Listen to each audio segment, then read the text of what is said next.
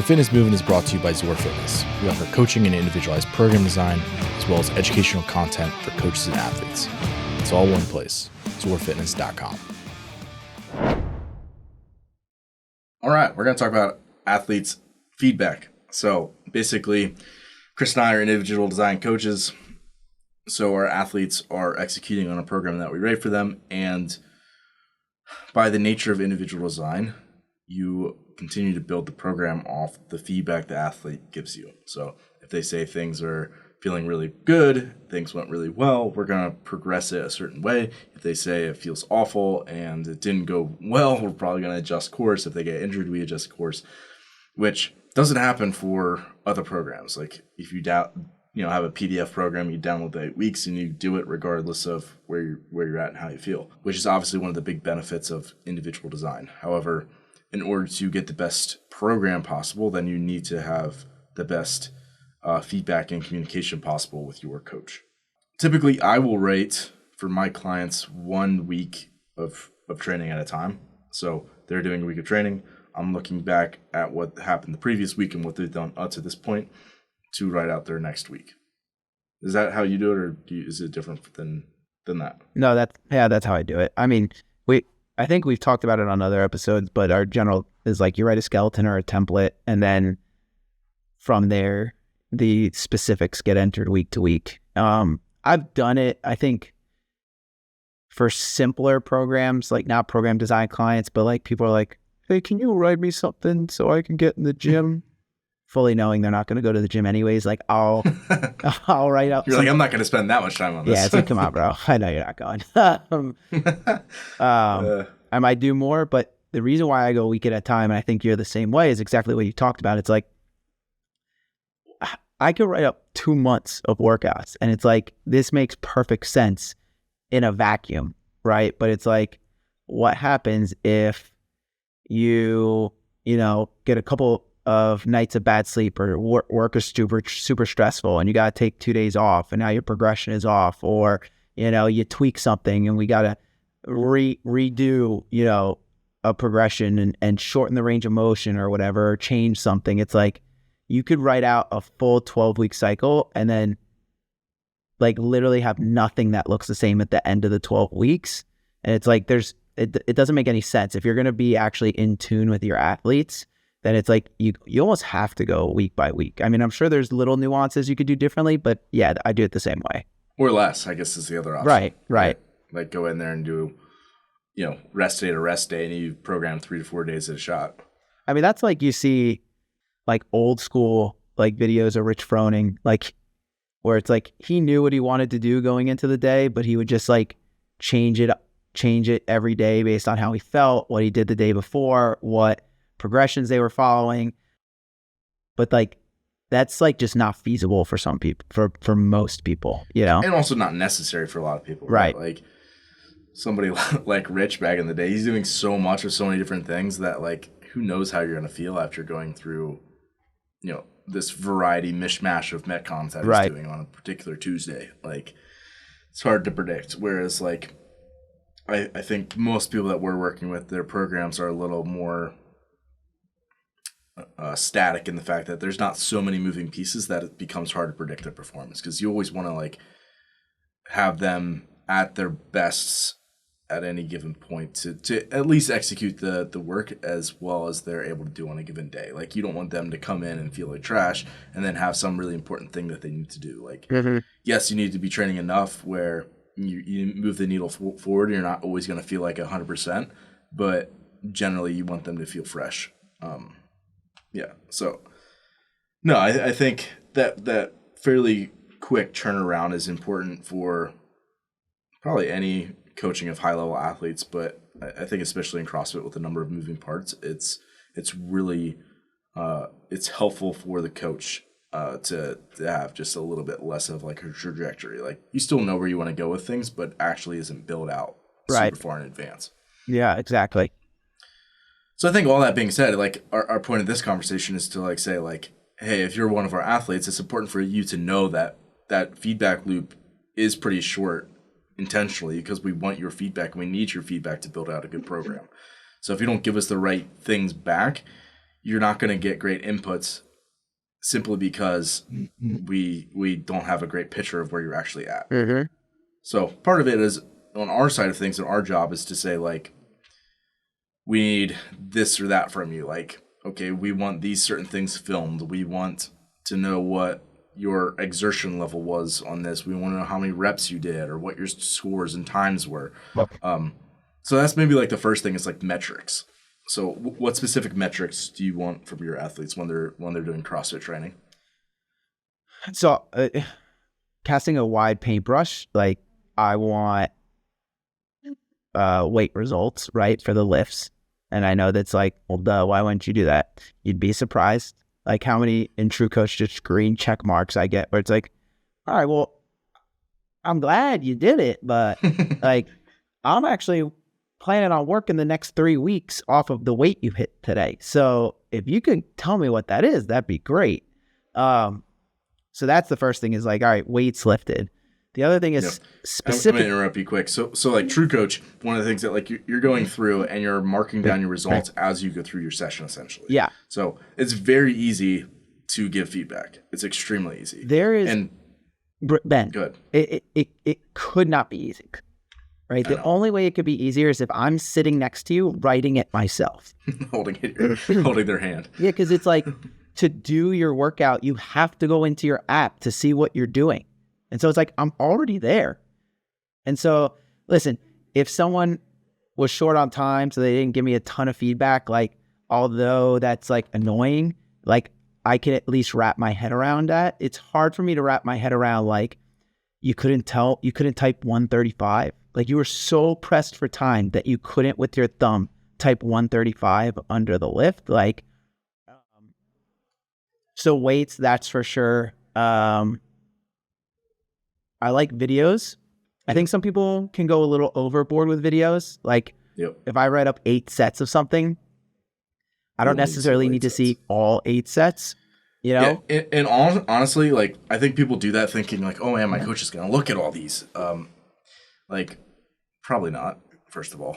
Like if you sent 8 of the same thing, you might scrub through and like watch a couple and like see if they're all looking the same or not. And if for some reason something's like really going wrong, okay, maybe you get a bunch of videos of the same thing. But generally that's not necessary. Right? Mm-hmm. Like if you're an athlete, if your movement should be pretty consistent. And if it's not, then maybe you just haven't had enough time in whatever you're doing to just actually like refine it. But most of the time, if that's the case, like, yeah, I mean, I don't know. I guess maybe they just think you're watching every single second of every single video that you input at that point. And right. It's like, that's not the case. I don't know any coach who is at like a professional level who would do that because they wouldn't have the time to. Right.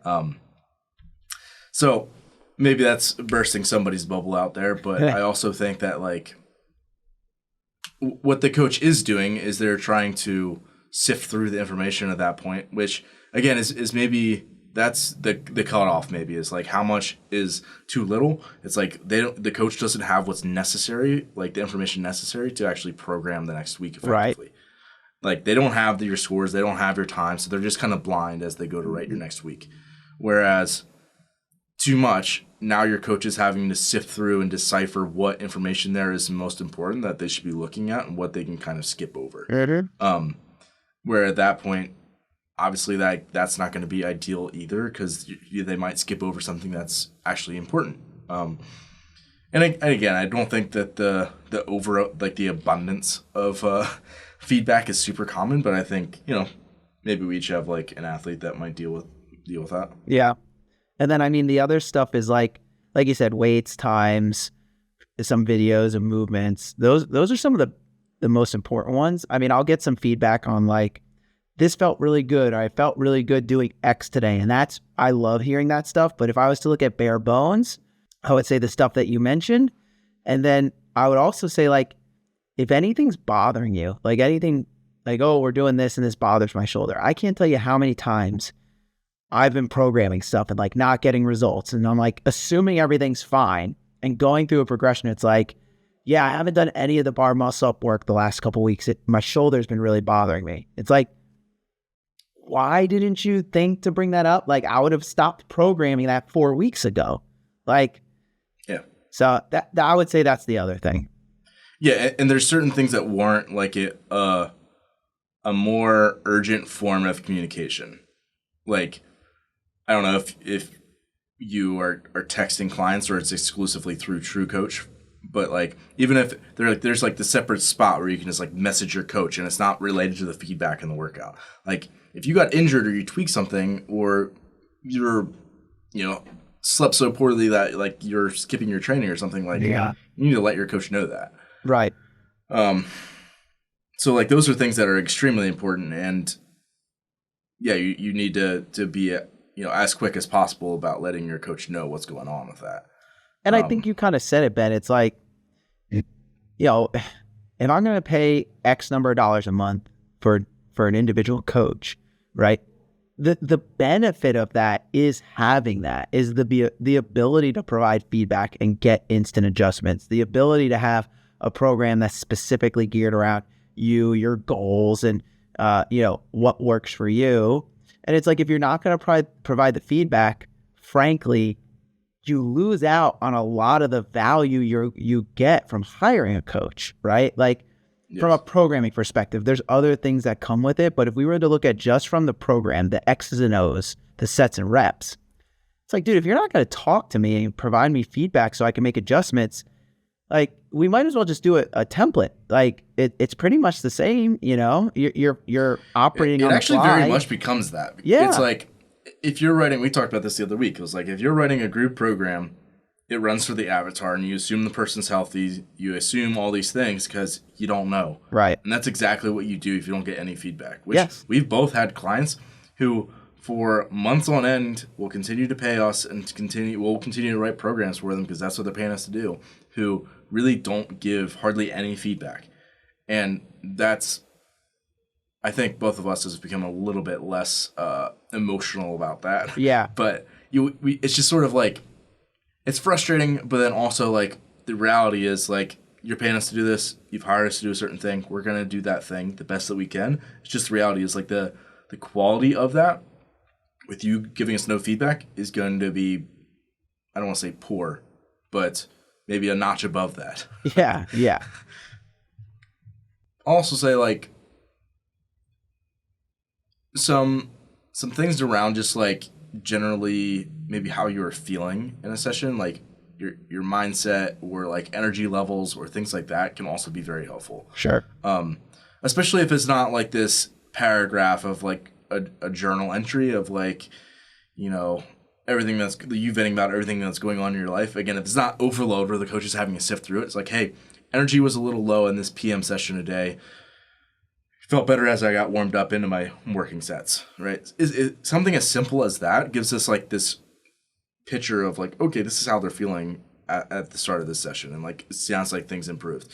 And then we can also like see that like week over week, consistently in their Tuesday PM session, their energy seems to be a little bit low. Well, let's just make that a lower session. Like we don't need to try to push intensity there. Or you can even explore why that is. Also super, super helpful.